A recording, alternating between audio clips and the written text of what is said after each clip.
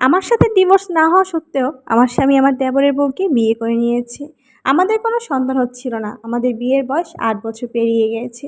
ওদিকে আমার দেবরের বউ খুবই সুন্দরী ছিল এবং খুবই উচ্চশিক্ষিত ছিল।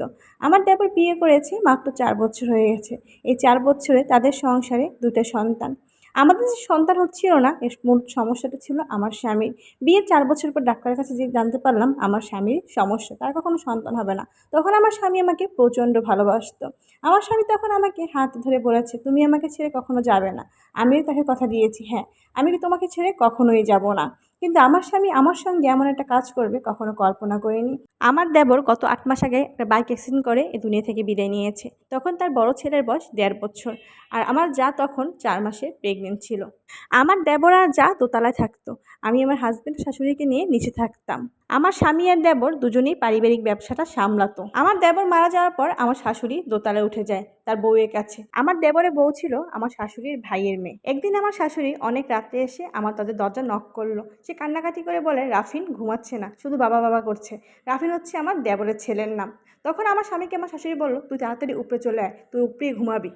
আমি তখন বললাম, "মা, আমি কিভাবে ঘুমাবো? আমিও আপনাদের সঙ্গে আসি?" আমার শাশুড়ি বলল, "না, না, না, উপরে তো রুম নেই, তোমার আসার দরকার নেই।" আমার স্বামী ওই যে উপরে চলে গেল, সে আর তেমন একটা রাতে নিচে নামেই না। মাঝে মাঝে তার ইচ্ছে করলে নিচে নামে, আমার সঙ্গে কিছুটা সময় কাটায়, তারপর আবার সে চলে যায়। আস্তে আস্তে করে তার সঙ্গে আমার দূরত্বটা অনেক বেশি বেড়ে যাওয়া শুরু করলো। এভাবে করে ৬টা মাস পেরিয়ে গেল। হঠাৎ একদিন রাতে আমার শাশুড়ি আর স্বামী আমার কাছে আসলো। এসে আমার শাশুড়ি বলল, "তুমি তো জানো তোমার স্বামীর কখনো সন্তান হবে না।" আমি বলি, "জি মা।" তারা আমার শাশুড়ি বলল, "তুমি এই সংসার থেকে কি করবে?" তখন আমার জায়ের আর একটা বাচ্চা হয়েছে, বাচ্চার বয়স ২ মাস পেরিয়ে গেছে।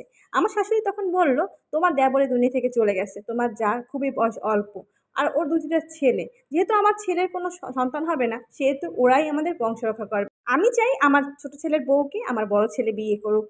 ততদিনে আমি বুঝতে পেরেছিলাম আমার স্বামী আর আমার নেই। তখন আমার স্বামী আমাকে বলল, "তোমার ইচ্ছে করলে থাকবে, না ইচ্ছে করলে চলে যাবে।" আমার শাশুড়ি বলল, "তোমাকে ৫ লাখ টাকা দিব। তাছাড়া তুমি শিক্ষিত মেয়ে, তুমি চাকরিও করতে পারো, তোমার তো কোনো সমস্যা হওয়ার কথা না।" আমি আমার শাশুড়ি আর স্বামী দুজনকেই জানিয়ে দিলাম, "না, আমি কখনো এই বাড়ি থেকে চলে যাব না। আপনাদের যা খুশি সেটা করেন, আমার টাকার কোনো প্রয়োজন নেই।" তারপর আমি ওই বাসায় থেকে গেলাম। আমার এই চোখের সামনে আমার স্বামী আমার এই যাকে বিয়ে করে নিল। তারা দোতলায় থাকে, খুব সুখে সংসার করে। আমার স্বামী মাসের ভিতরে একবার আমার কাছে আসতেও পারে, না আসতেও পারে। আমি ওদের নিয়ে ভাবি না। আমার অনেকগুলো হাঁস, মুরগি, গরু, ছাগল অনেক কিছুই আছে। যেহেতু আমি গ্রামের মেয়ে, অনেক কিছু পারি।